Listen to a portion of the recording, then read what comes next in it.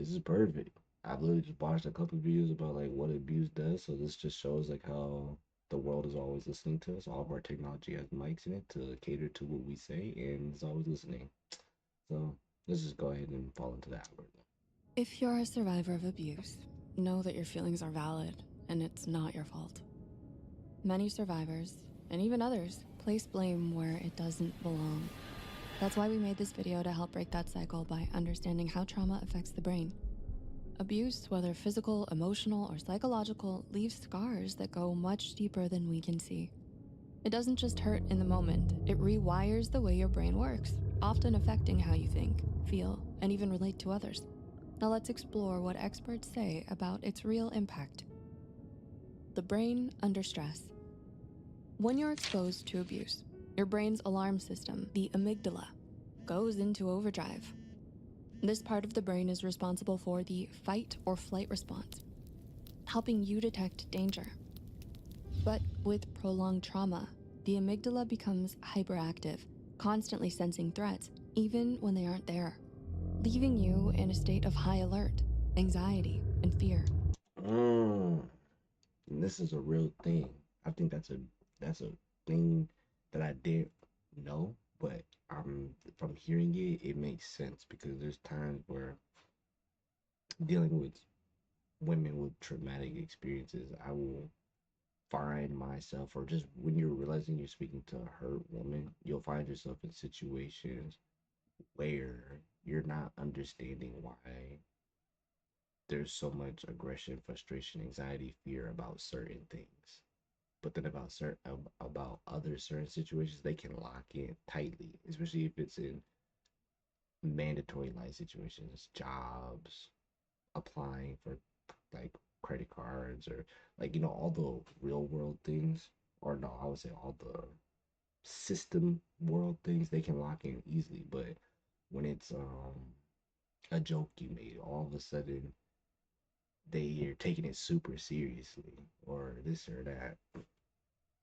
And as we're seeing, it's because from constant emotional trauma and stress, it leaves them in a situation where they can just pop into that, At the unfortunately. same time, the prefrontal cortex, which helps regulate decision making and control emotions, can become less active. This imbalance means that while you're constantly on edge, your brain struggles to calm you down. As a result, you might feel anxious, easily startled, and even have trouble concentrating. Memory and learning.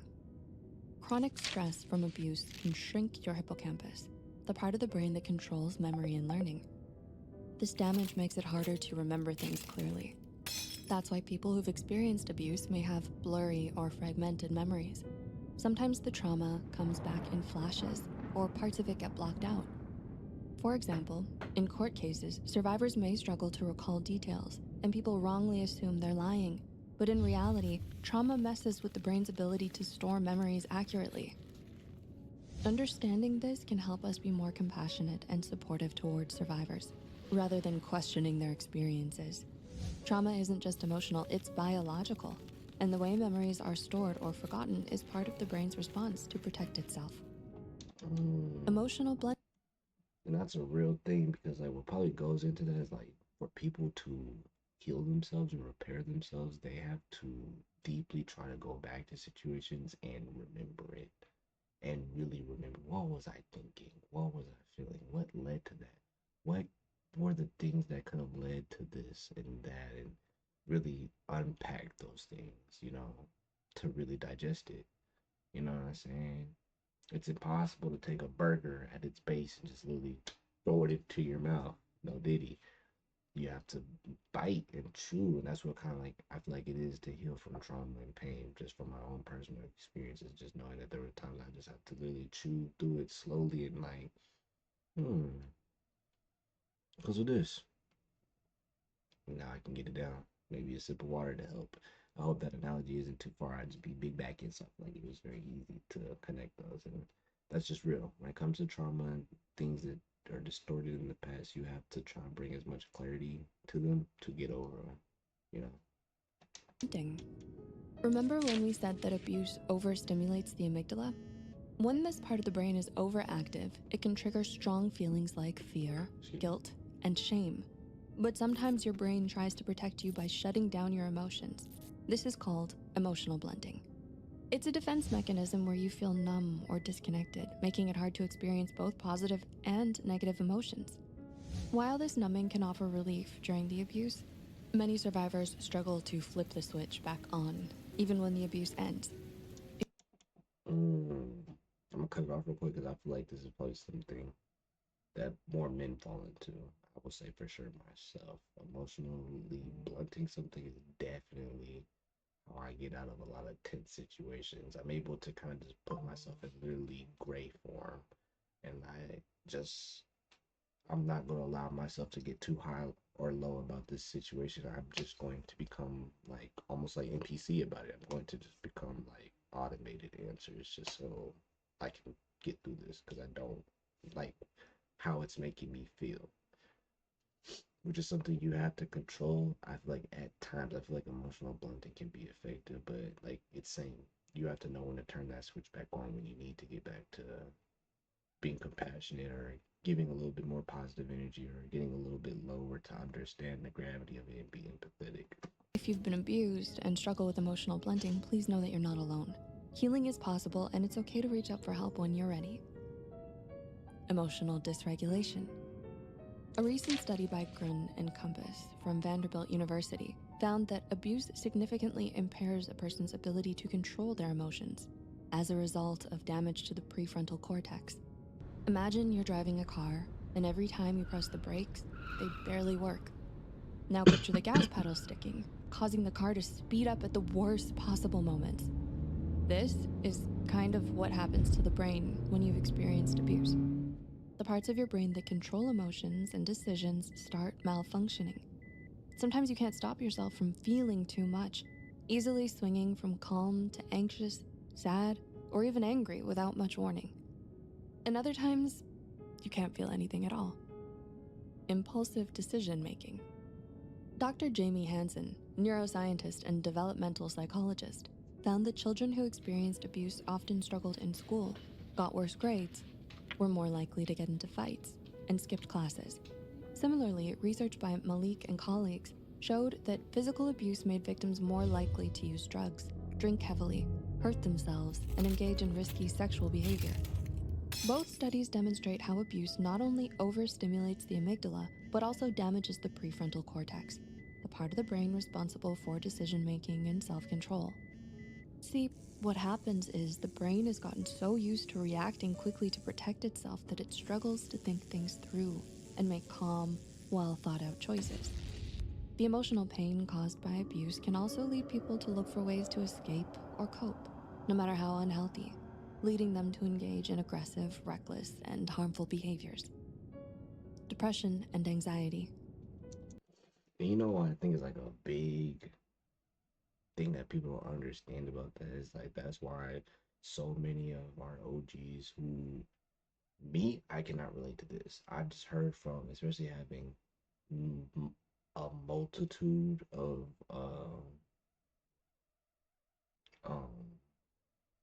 foreign friends who have like foreign OGs who have very traditional foreign ways of disciplining a child. Hearing that even physical abuse, because what a lot of people don't understand is like a lot of kids and what adults now will tell you about how they were whooped. They were abused, okay? And especially, man, them real OG Africans got some real crazy ways of whooping a kid. You know what I'm saying? I was probably never whooped more than like 10 times in my life. I feel like every time I was, not every time, but almost every time I was, I did truly learn something from it and I deserved it. But again, I would receive like bow, bow, like 13 on my ass. You know what I'm saying? African kids be going through shit where they be told to get put in a handstand and get hit with a stick, be having bowling balls get thrown at their head, will literally just grab the extension cord straight up the wall. On a kid. that is abuse, okay? And especially when you don't break down why you did that or really help them or anything, when you just try to give them a hot plate of food afterwards. And you wonder why men will then grow to be in situations where we're just chasing these bitches and it's like, oh, we got some coochie out of it. But then you have post nut clarity, and then you're kind of drawn all the way into straight logic and have to sit there and really realize that you're in pain. It's sad. Victims of abuse often feel hopeless and overwhelmed, I'm which is nervously why laughing many because I report could symptoms of feel depression, that. feeling sad, empty, or unmotivated. They may also experience anxiety, constantly worrying or feeling on edge, even when there's no immediate threat. For many, this goes beyond temporary emotions, developing into long-term mental health disorders. Statistics report that abuse increases the risk of developing clinical depression, phobias, PTSD, eating disorders, and suicidality. The good news is that the brain is adaptable, and with the right support, it can heal. Abuse has deep, lasting effects on the brain, but understanding how it works is the first step towards reclaiming your mental health. If you are a victim of abuse, please remember that it is not your fault. Do not hesitate to reach out to your loved ones and seek help from a professional. So, how can we better support those who are struggling with hidden impacts of trauma? That right there was a great video. I'm gonna hop into just watching this one for the stream. So you gotta keep up with my streams, or you gotta be ready for the next YouTube videos. But that was a good video. Anybody out there who needs help, I would just say anybody out there who needs help, it is okay to talk to people. Always understand that change does not happen outwardly. It happens first within. You have to want it first. You have to take, you have to want to start telling yourself, I want to be strong. Okay. I hate telling people what to do, but if we're talking about really the truth about stuff like this, there's just things that are law. And the law is that change is first within. You have to want to say, I want to be strong. I want to be mentally strong. I want to not feel this sadness. I want to be happier. I want to feel better about myself. I want to be able to make rational decisions. I want to be able to control myself when I get angry, when I get sad, when I get anxious, when I get nervous. I want to be able to just move through life feeling better and not just ending up in random states of anxiousness and sadness or feeling like my social battery just randomly depleted because of internal pains and traumas. And when you start doing that, everything is like, you know, you'll be on a path that is definitely lead you in the right direction if you just keep sticking with those main core values. So thank you guys for watching. If you feel like people need to see this, make sure to share. Thank you.